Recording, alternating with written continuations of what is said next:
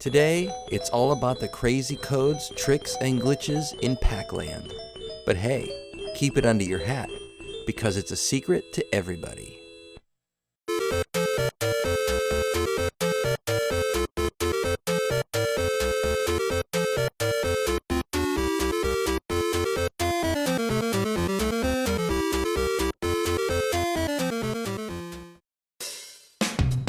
Welcome to Pac-Land. Packy is out of the maze and hitting the streets of Pac-Land to help save the fairies and return them home to Fairyland. Released in 1984, the game is based off of the 1982 Saturday morning cartoon show, which I watched every episode of religiously. It also uses the template of all the run and jump games of the late 1980s, made popular by Super Mario Bros., even though Pac-Land came first. I always thought Pac-Land was at least as good as Super Mario Bros., and I can't help but be a huge Pac fan, being born in the 70s and all. I even made a few other Pac-Man videos you can check out after this one is finished. I'm such a Pac fan that in the alternate universe that exists only in my mind, Pac-Man stays the most popular character of gaming throughout history. And so Namco, in its benevolence, invited Mario, Sonic, and others to join Namco's characters in the ultimate fighting game, Pac-Brawl. But to keep things based in reality, Pac-Land is a cute game, marred by a strange control scheme.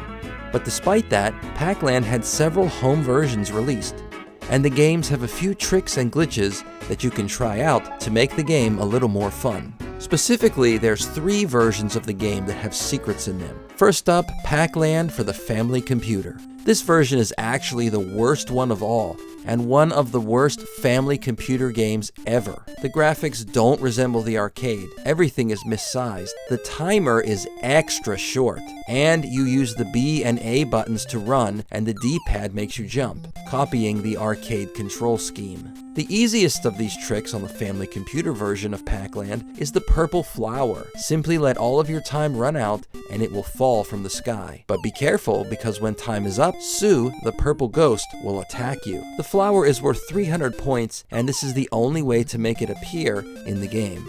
The next trick in this version of the game is an unusual warp that sends you from level 1 to level 13. All you need to do is have over 10,000 points and finish the stage while Pac-Man is as high up as possible on the screen. If you can do this, you'll move to stage 13. You can jump on Sue to push you to the roof at the end of the stage, and then jump off the last building to do this easily. The last trick, and it's nearly impossible to do, is called the Magic L. You must have 5 ghosts on screen. Eat a power pellet with these 5 ghosts on screen, and make sure Sue, the purple ghost, is eaten last. Once you do this, a Pac-Man with an L on it will appear on screen. This L gives you extra points and refills your time meter. But with the crazy control scheme, super short timer, and the difficulty of getting 5 ghosts together at once, you really need patience and luck to pull this one off. Next, let's move over to the Atari Lynx version. There's only 2 tricks, but they're pretty neat anyway. First, there's a warp that also gives you a huge bonus. In round 2, find a tree stump that you can push. You can only push them from right to left. Push the stump and Pac-Man will warp to round 9, and you'll earn an additional 70,000 points. You can use this warp bonus to help you out for the next trick. There's a cheat that lets you play the game with 10 lives, making the game easier to get through to the end. To get the 10 lives, you have to get the highest score and enter the name 330NE on the scoreboard. As long as this is the high score, you'll get 10 lives every time. If you beat the old high score, just put it in again. But you need to be careful, because the 0 and the letter O look exactly the same. This is a really strange code though. What does 331 actually mean? No one knows, but I do have one theory. Atari used to mark their game labels with 3-digit codes to show when they were manufactured. The first 2 digits are the number of the week of that year, and the third digit is the last number of that specific year the game was made. So if you saw 371, like you see here, that would mean the 37th week of 1981. So if that's what this code refers to, 331 means the 33rd week of 1991. The 33rd week of 1991 started on August 12th and ended on August 18th, which is probably when the Lynx version of Pac-Land was finished, as several reviews for the game appeared in magazines dated August and September 1991. That's all I can come up with. Could there be another reason? Maybe. Okay, let's get to the big one. Everyone's favorite, and the best version of the game.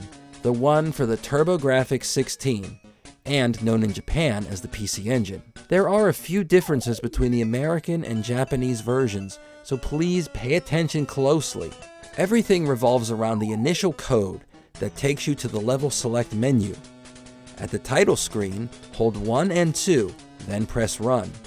You can adjust the number of lives to 3, 5, 7, or 9, and skip levels. At this menu, if you press Run again, you'll go to the sound test screen, and pressing Run one more time takes you back to the title screen. This is for the TurboGrafx-16 version. For the PC Engine version, just hang on. You can also start on the Pro levels. These are the stages after you finish the initial run and see the game's ending, which are the game stages all over again with much harder difficulty. At the level select menu, which you access by holding 1 and 2 and then press Run, make sure you have the level skip on, or it doesn't work. Push up 10 times, and off you go on a whole new set of pro levels that are much more challenging. Next, you can become invincible. At the level select menu, you can become invincible if you press down 100 times. Don't worry, you don't have to count to 100 and then stop. Just smash the down button until no hit appears on screen. Now that's the TurboGrafx-16 version. The PC Engine version is a bit different. You need to enter the same code, which you access by holding 1 and 2 and then press Run. But when you first do this, you get a hidden message in Japanese that says Kishi Osugi Yuri, which refers to the programmers of the game. Kishi is Yoshihiro Kishimoto, who worked at Namco for years and made, among other games, World Stadium and Baraduke. These games' characters take the place of the fairies in the Pro levels. In the Japanese version, Pro is called Ura, which means second half. But to access the level skip and sound test, you have to enter the code, again, by holding 1 and 2 and then press Run. If you only press Run, you'll go back to the title screen. By the way, it's my advice that if you try the pro levels, you have invincibility on, or you are never gonna make it. Now, let's get real crazy. Here's the floating hat trick. You can make Pac-Man's hat hover over his head during the game. All you need to do is finish the first stage, and when you reach break time, the fairy will come out of Pac-Man's hat for a break. If you reset the game by pushing select and run at the same time, while Pac-Man's hat is raised, the next game has Pac-Man's hat floating above his head. Once you finish stage 1 though, it goes back to normal. And you can make Pac-Man walk backwards or upside down. In round 2, there's a cactus that you can move. If you push it all the way, you can make Pac-Man walk upside down and backwards. Depending on if you stop and start again, and how fast you move, the trick has different effects. You can sometimes make Pac-Man be backwards and upside down at the same time. It's a neat little bug, except I think it's meant to be there, as there's a little tone you hear when you make this happen, and you get some points for doing it. The whole pushing things like tree stumps is part of the mechanics of the original arcade game, which is retained mostly in the TurboGrafx-16 and Lynx versions. But in each stage of the arcade version there are things to discover, such as helmets that protect you from falling baby ghosts, and lots of other things. However, these aren't tricks, they're meant to be found, so I only want to cover them enough to say that they exist and you should get to pushing.